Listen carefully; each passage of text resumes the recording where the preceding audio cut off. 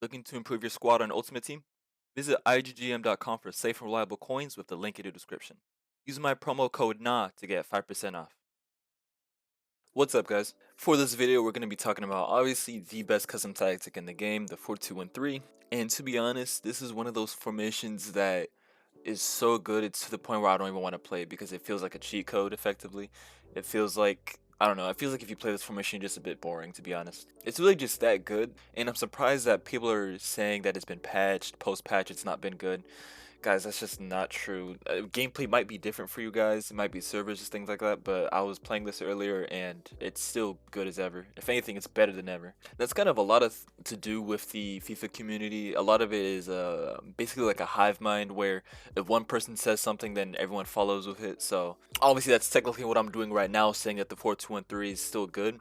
However, hopefully I can, at least provide these custom tactics so you can at least play it yourself and see that it's still really good instead of just, immediately believing me. I want you to actually see it yourself and play it yourself so you can make that conclusion. But yeah, like I said, it's still really good, still arguably the best, not even arguably, I think without a doubt it's the best custom tactic in the game right now.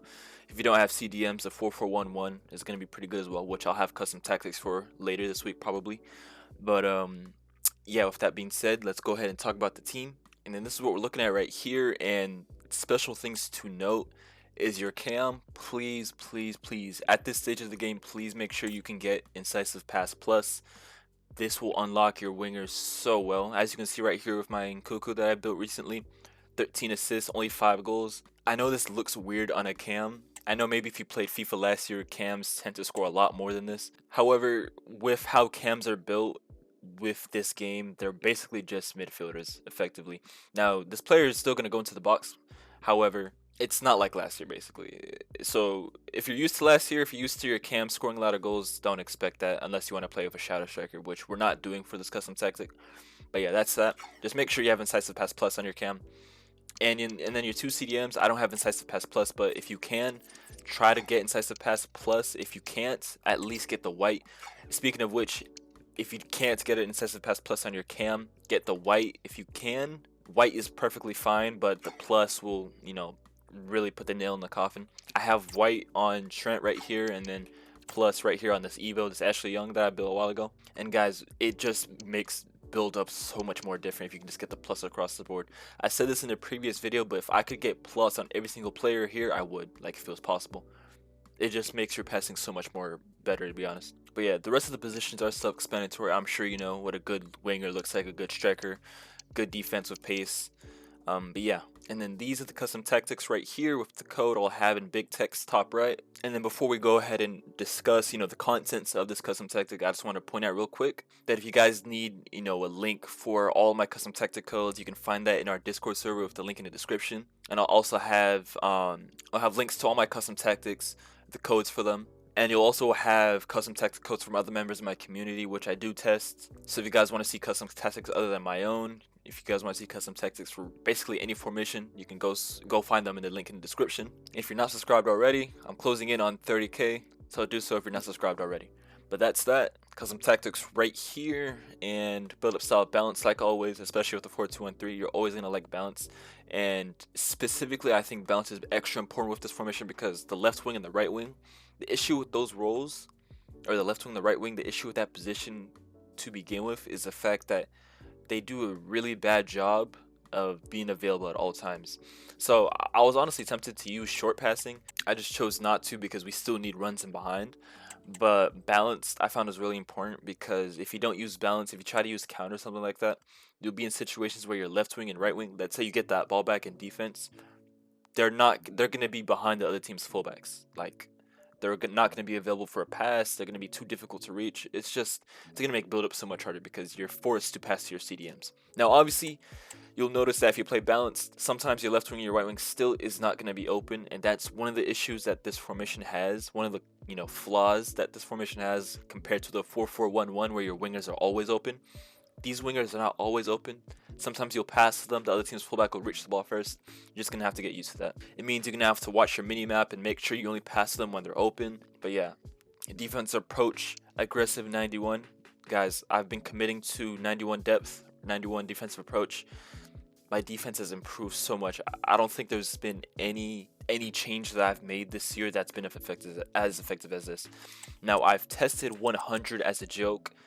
I've tested 95. I hated 100, to be honest. I remember I was using 100, and then I was like conceding like 8 goals, 10 goals with like crazy margins. Like every through ball was going right through me. I didn't know what was going on. And then I used 95, and then I found 95 to be decent. But I was like, you know what? I feel like I can get something better.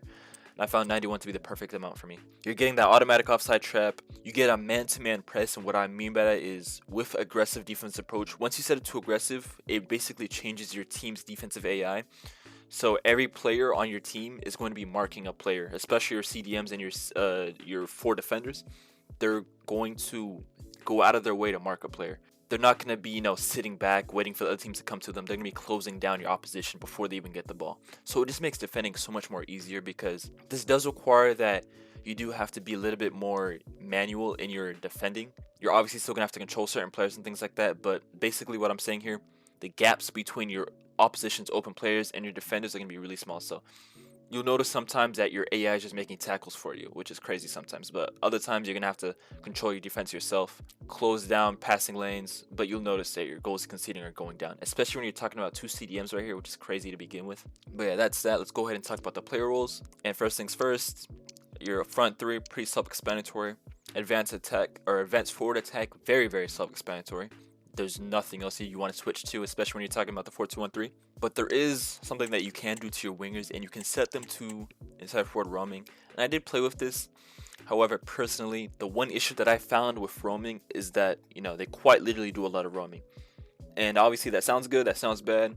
We're going to have to talk about the benefits and the cons here. And specifically with roaming, you'll notice that sometimes they're just not open to pass to. They're more unpredictable in their movements, which sounds like a good thing, and it is a good thing until it's not a good thing. So what I mean by that, if you need someone that's open, you can't trust your roaming player to be open. However, I noticed that they're in much better goal scoring opportunities, but sometimes you don't need them to be in goal scoring opportunities, So I do think this definitely varies per person. I prefer balance because I like it to be more I want it to be more predictable, I guess, because it makes it more, I can build myself a better routine. I don't have every attack looking completely different. But I do know people that want unpredictability to their final third. I know people that want their wingers to do something different every time.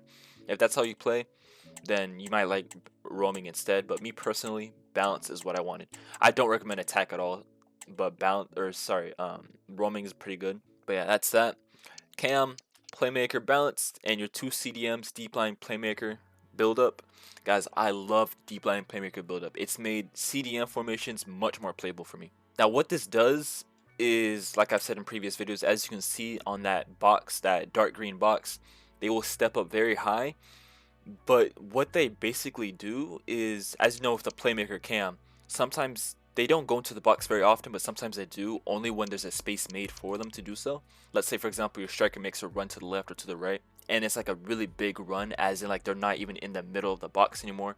And assuming one of your wingers has not taken that spot already, because maybe one of your wingers is the one that's dribbling, so there's going to be a spot that's wide open, that's when your Cam's going to step into the box. But by default, they're not going to, compared to a shadow striker, which is going to force their way into the box. But with deep line playmaker buildup, what these players will do, or at least what one of them will do, sometimes even both, is that once this player steps up, these players will join the box or join the edge of the box and become the actual playmakers, and then this player will be basically the extra striker. So this causes like a really tight attack, and what I mean by that is you'll have much more options in the box.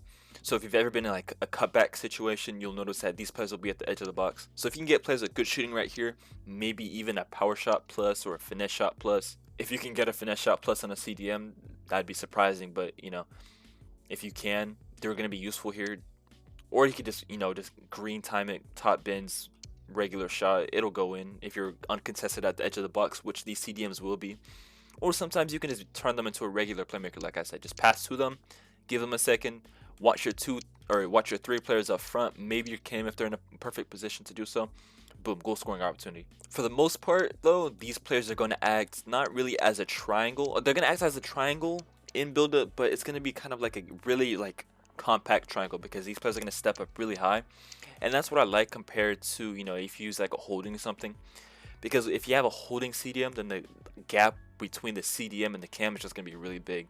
And the problem with that is the other team's midfield will cover that gap pretty easily, especially when we're talking about opposition that probably use 91 depth themselves or 91 defensive approach. You're going to struggle to have build-up. But when we're talking defensive or deep line playmaker build-up, and you're having like this really short triangle basically, where it's basically like a straight line horizontally, because deep line playmakers do get out a little bit wide. Sometimes they will even like go to like a fullback position or a winger position if there's a chance for them to do so. They have a really versatile AI. They cover a lot of the pitch. But for that, obviously, you're going to need plus plus. If you don't, I should have mentioned this earlier. I forgot. But yes, plus plus, very important. I'm lucky that I have plus plus on everything. So if you can get plus plus on everything, you will feel that in game. But as I was saying, they will cover a lot of the ground. They'll be very involved. They'll act just like a holding CDM. So if you're like, oh yeah, what if I need holding instead because holding will be a better CDM? They do better in defense. That is not true. Trust me. Build up CDM or build up deep line playmaker will do just as much as a holding CDM. Trust me. But yeah, that's that. Your defense, fullback defend, defender defend, goalkeeper defend. That's that, and that's all. Like I said, this formation is definitely still one of the best formations in the game. I'm not sure why people were saying it was patched. Post-patch, it wasn't patched. It wasn't nerfed. At least that's my opinion. At least I can't say anything as a fact, but from what I've seen in my gameplay, I'm already almost at Division 1 after the season reset, and I've been playing a lot of sweats that were in Elite Division earlier. So what could be true is that the other formations do feel better post-patch, like the 4-4-2, like people were saying. That can be true. And if you want to see the 4-4-2, I'll have a code for it in the Discord, or you can just watch the YouTube video in my channel. It's my most recently dropped one, but yeah, the 4-4-2 is still good. Obviously it's good, but I still think the 4-2-1-3 is better, and I still think the 4-2-1-3 is the best formation in the game right now. And like I said earlier, I just had to rephrase it one more time because I can't emphasize this further. If you can get those passing play styles, it'll quite literally change your gameplay. It'll make it so much more faster. I'm sure if you've played FIFA 24 and then you played FIFA 25 right after and then you realize gameplay was much more slower, it's because you need those passing play styles. Your players will pass quicker, their touches will improve, because if you have, for example, that white pinged pass, what it will do is improve the touches of the players that receive the ball. So it's like a mini first touch boost basically. And then obviously you can combine this with tiki-taka plus, incisive plus. Your passing, you can literally like basically just spam pass sometimes, and you'll notice that your passing is just carrying you. Like you're basically making passes that you don't even realize you're making, but you end up making them. Especially when we're talking about that cam's position, because that cam between the playmaking between that cam, left wing and right wing, if you can win the ball back from defense, send it straight to your cam. You look up, boom, your left wing and right wing, they're probably going to be in behind your opposing fullback. You will unlock so many attacks, you will begin so many attacks through this, especially if you have really quick wingers out wide. The amount of damage you'll do to your opposition on the counterattack is going to be insane. And that's the one thing that's really good about this formation. Not even the one thing, this is one of the million things that's really good about this formation. It's dangerous in counterattacks, it's dangerous in build-up. It's actually insane, to be honest. And having said everything, that's it for this video. If you guys have any questions, go ahead and leave a like, comment for your concern, sorry. Let me know what formation you guys want me to do next for this post-patch gameplay. I was thinking about the 4-4-1-1. I was also thinking about seeing if the 4-3-2-1 is good again, but we'll see. But other than that, guys, that's all.